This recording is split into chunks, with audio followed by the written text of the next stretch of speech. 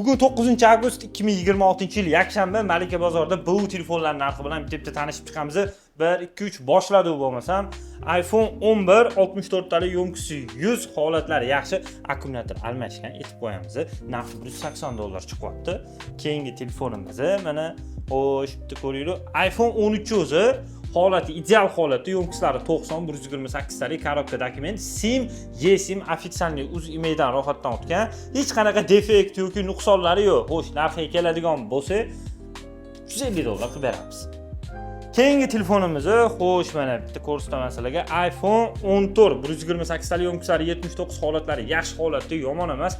Narxiga keladigan bo'lsa $370 chiqyapti. iPhone 14 o'zi 128 talik oq. Yani 11 Pro Max telefonlarimiz 64 talik yo'mkislari 73, bu yerda yana boshqa variantlar ham bor. Narxlari $250 dan $280 gacha. Keyingi telefonimiz 12 Pro modeli. Mana bitta ko'ringlar, 256 talik yo'mkislari 71, sostenani ko'ringlar. Tinch holatda turibdi. Narxiga keladigan bo'lsa, bor yo'g'i $280 chiqyapti. Bitta ko'ringlar o'zingizlar, 12 Pro Max 256 talik yo'mkislari 76, sostenalari zo'r holatda, korobka dokumenti ochilmagan. Narxiga keladigan bo'lsa, yaqinroq kelamiz.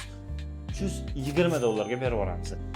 iPhone 13 Pro 128 talik yo'mkislari 74, krishka, ya'ni orqa qopqoq almashgan. O'zingizlar bitta ko'ringlar, holatini tinch holatda turibdi. Orqa krishka almashgan. Narxiga kelsa $377 ga do'konimizdan olib chiqib ketsanglar bo'ladi. $377. Prям ideal holatda, ochilmagan, hech qanaqa defekt yoki nuqsonlari yo'q. Bitta ko'ringlar o'zingizlar. 12 Pro Max 256 talik yo'mkislari 78, narxiga keladigan bo'lsa $480 ga do'konimizdan olib chiqib ketsanglar bo'ladi. Ideal holatda, korobka dokumentlari ham bor.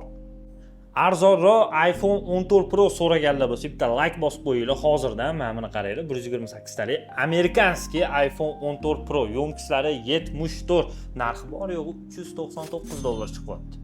14 Pro Max 256 ikkita SIM kartali, yo'mkislari 81, sosteniyasi ideal holatda, korobka dokument umuman ochilmagan, usta ko'rmagan, xullas stok holatda. Narxiga keladigan bo'lsa $599 chiqyapti.